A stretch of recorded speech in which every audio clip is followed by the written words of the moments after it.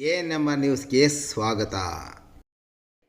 ಸ್ವಾತಂತ್ರ್ಯ ದಿನಾಚರಣೆ ಪ್ರಯುಕ್ತ ಚಿಂತಾಮಣಿ ಕಚೇರಿಗಳಿಗೆ ವಿದ್ಯುತ್ ದೀಪ ಅಲಂಕಾರ.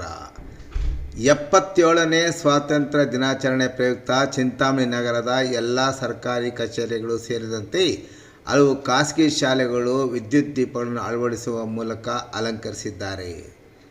ರಾಜ್ಯದ ಉನ್ನತ ಶಿಕ್ಷಣ ಸಚಿವರಾದ ಸಚಿವ MC ಸುಧಾಕರ್ ಅವರು ಕಳೆದ 2004ರಲ್ಲಿ ಶಾಸಕರಾಗಿದ್ದಾಗ ಎಲ್ಲ ನಾಡ ಹಬ್ಬಗಳ ದಿನದಂದು ಸರ್ಕಾರಿ ಕಚೇರಿಗಳನ್ನು ವಿದ್ಯುತ್ ದೀಪಗಳಿಂದ ಅಲಂಕೃತಗೊಳಿಸಲು ಸೂಚಿಸಿದ್ದು, ಅದರಂತೆ ಅಂದಿನಿಂದ ಇಂದಿನವರೆಗೂ ಅದನ್ನು ಮುಂದುವರಿಸಿಕೊಂಡು ಬಂದಿರುವುದು ವಿಶೇಷ. ಈ ಬಾರಿ ಮತ್ತಷ್ಟು ವಿದ್ಯುತ್ ದೀಪಗಳಿಂದ ಅಲಂಕರಿಸಿದ್ದಲ್ಲದೆ ನಗರಸಭೆ ಅಧಿಕಾರಿಗಳು ಈ ಬಾರಿ ಕಚೇರಿ ಸೇರಿದಂತೆ ನಗರಸಭೆ ಕಚೇರಿಯ ಕಾಂಪೌಂಡ್ ಹಾಗೂ ನಗರಸಭೆಯ ಪಕ್ಕದಲ್ಲಿರುವ ನಗರಸಭೆಯ ಉದ್ಯಾನವನಕ್ಕೂ ವಿದ್ಯುತ್ ದೀಪ ಅಲಂಕಾರವನ್ನು ಏರ್ಪಡಿಸಿರುವುದು ವಿಶೇಷ.